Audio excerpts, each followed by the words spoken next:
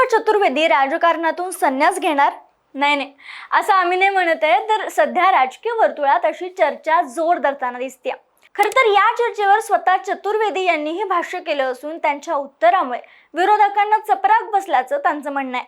पण अचानक प्रियंका चतुर्वेदी यांच्या राजकारणातून संन्यास घेण्याची चर्चा का बरं सुरू झाली?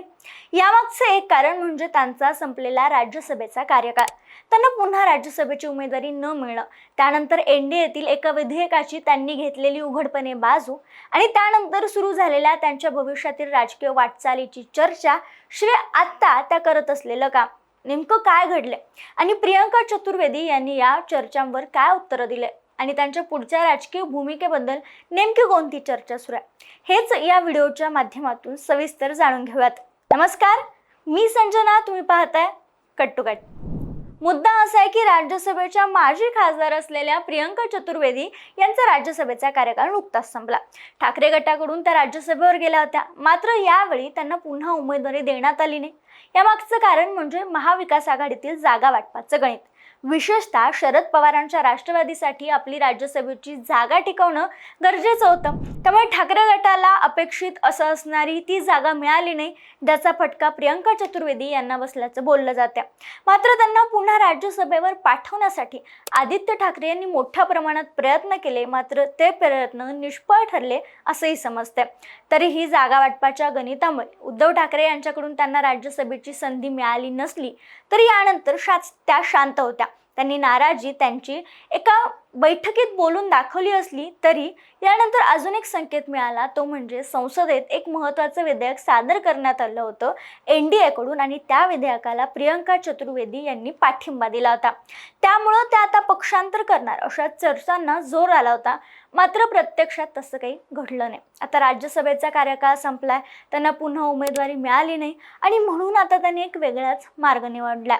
भाजपचे खासदार जिंदल यांच्या शैक्षणिक संस्थेत त्यांनी अध्यापन क्षेत्रात काम करण्याचा निर्णय घेतलाय. हरियाणातील सोनीपत येथे असलेल्या ओपी जिंदाल युनिव्हर्सिटीमध्ये त्या सध्या अध्यापनाचं काम करतात आणि म्हणूनच असावं की त्यांनी राजकारणातून संन्यास घेतलाय अशी किंवा त्या संन्यास घेणार आहेत अशी चर्चा सुरू झाली. पण राजकारणातून संन्यास घेण्याऐवजी त्यांनी राजकारणासोबतच शैक्षणिक क्षेत्रात नवी जबाबदारी स्वीकारल्याचं पाहायला मिळते. आता ही जेव्हा चर्चा रंगली की आता त्यांनी राजकारणातून संन्यास घेतलेला, ही चर्चा रंगली, सोशल मीडियावर पोस्ट यायला लागल्या, तेव्हा या चर्चेलाच त्यांनी स्वतः त्यांच्या एक्स अकाउंटवर पोस्ट करून उत्तर दिल्या. त्या पोस्टमध्ये त्यांनी लिहिले, राजकारणातून संन्यास स्वप्नातही नाही. 20 वर्षाची मेहनत आणि हिमतीने मिळवलेल्या स्थानावरून निवृत्ती तर लांबची गोष्ट आहे. राजकारणात लढाई सुरूच राहील.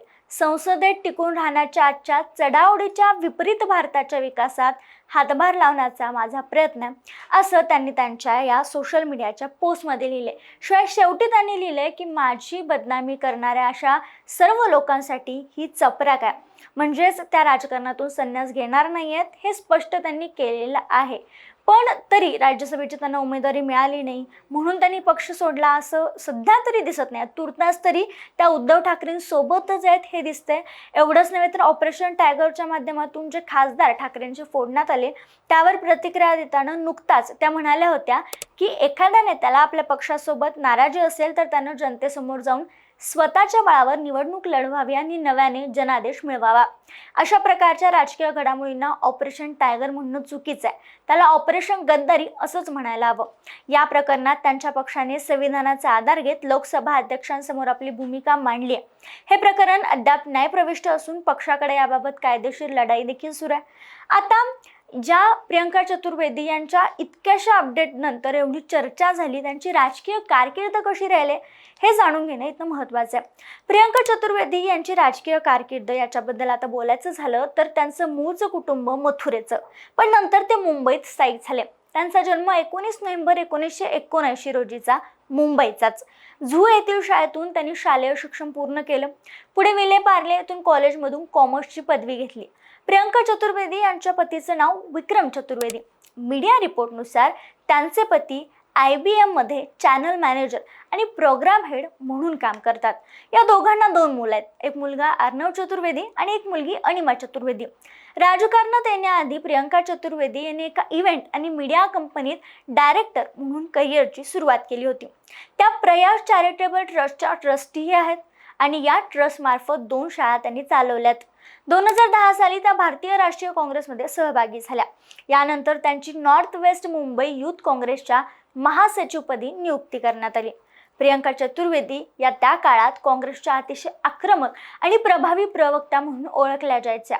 न्यूज चॅनलवरही राजकीय चर्चांमध्ये त्या नेहमीच काँग्रेसची बाजू ठामपणे मांडताना दिसायच्या. मात्र हे सगळं सुरू असताना एक घटना घडली आणि त्यांनी काँग्रेस सोडून शिवसेनेत सहभागी होण्याचा निर्णय घेतला. काँग्रेसचेच काही नेते त्यांच्यावर नाराज होते, त्यामुळे त्यांच्या विरोधात कट रचला असंही त्यांचं मत आहे. 2019 साली त्यांनी उत्तर प्रदेशातील मथुरा येथे राफेल डील प्रकरणावर पत्रकार परिषद घेतली आणि यावेळी काँग्रेसच्याच काही कार्यकर्त्यांनी त्यांच्याशी अभद्र वर्तन केल्याचा आरोप त्यांनी केला. यानंतर त्यांनी पक्षाकडे शिस्तभंग समितीकडे तक्रारही केली पक्षाच्या, पण त्या तक्रारीनंतर संबंधितांवर कारवाई करण्यात आली, पण नंतर त्या कार्यकर्त्यांवरील ती कारवाई मागे घेण्यात आली. या संपूर्ण घडामोडीवर प्रियंका चतुर्वेदी प्रचंड नाराज झाल्या होत्या. त्यांची नाराजी वाढली आणि अखेर त्यांनी काँग्रेसपासून वेगळं होण्याचा निर्णय घेतला. पण तेव्हाच त्या राज्यसभेच्या निवडणुका लागल्या होत्या. काँग्रेसने त्यांना तिकीटही दिलं नाही, त्यामुळे 2 कारणं त्यांच्याकडे होती आणि जे की त्यांना मिळेल अशी दाट शक्यता असल्यानं त्या तिथं थांबल्या होत्या. मात्र काँग्रेसनं तेही न दिल्यामुळं त्यांनी शिवसेनेत प्रवेश केला. प्रियंका चतुर्वेदी यांनी शिवसेनेत प्रवेश करताच स्पष्ट केलं होतं की त्यांनी काँग्रेसमध्ये फक्त तिकीट न मिळाल्यामुळं काँग्रेस सोडली नाही आहे, तर काँग्रेसमध्ये महिलांचा सन्मान हा त्यांच्यासाठी सगळ्यात महत्त्वाचा मुद्दा होता.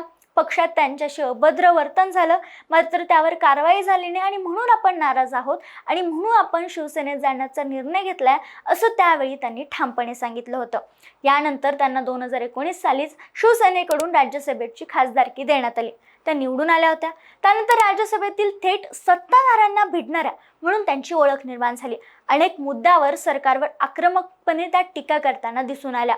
त्यामुळेच आदित्य ठाकरेंना ज्या प्रकारचं राजकारण दिल्लीत आणि संसदेत अपेक्षित होतं ते त्या करत असल्यानं त्यांच्या राजकीय कारकिर्दीचा अर्थात राज्यसभेचा कार्यकाळ संपल्यानंतर त्यांना पुन्हा खासदार बनवण्यासाठी राज्यसभेवर पाठवलं जावं यासाठी आदित्य ठाकरे प्रयत्न करत होते.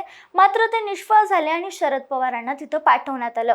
महाविकास आघाडीकडे संख्याबळ नसल्या कारणानं परत एकदा प्रियंका चतुर्वेदींना खासदारकीची संधी मिळेल अशी शक्यता कमी होती. त्यामुळे त्या नाराज होत्या. त्याही इतर पक्षात प्रवेश करतील अशी चर्चा झाली. मात्र तुर्तास तरी त्या ठाकरेंसोबत असून सध्या अध्यपणाचा मार्ग त्यांनी स्वीकारलाय, पण राजकारणातून संन्यास मात्र घेतलेला नाही आहे. मात्र भाजपच्याच एका खासदारांच्या युनिव्हर्सिटीत त्या शिक्षण देत आहेत, अध्यापन करतायत, तर याचा अर्थ नेमका काय म्हणायचा की काही वेगळ्याच गोष्टी सुद्धा सुरू आहेत. हे सगळं अपडेट आल्यानंतर कळेलच. येणाऱ्या अपडेट आणि प्रियंका चतुर्वेदी खरंच संन्यास घेणार आहेत का किंवा कुठल्या पक्षात प्रवेश करणार आहेत का याबाबत देखील अपडेट आम्ही तुम्हाला सांगत राहू. ते मिळवण्यासाठी तुम्हाला आमच्या चॅनलला सबस्क्राईब करायला लागेल.